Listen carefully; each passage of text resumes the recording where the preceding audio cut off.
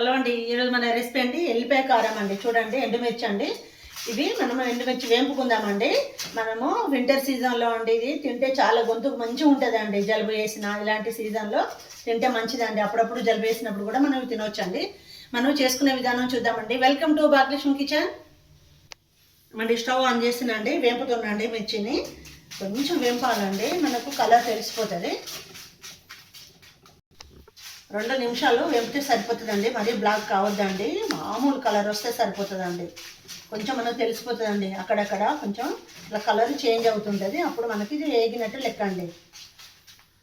చూడండి, వేగినాయండి. 2 నిమిషాలలో stove cut చేసినండి. చూడండి, ఇట్లా అక్కడక్కడండి కలర్ వస్తుందండి బ్లాక్.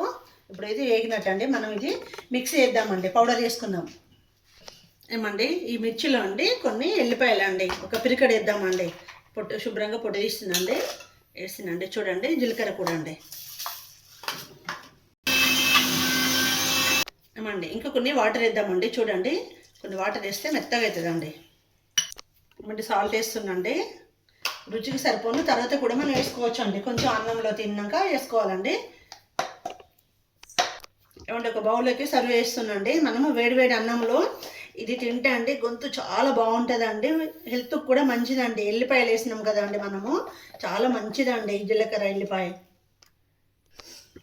ఏమండి, చెప్పినా కదండి, వేడన్నంలో చాలా బాగుంటుందండి.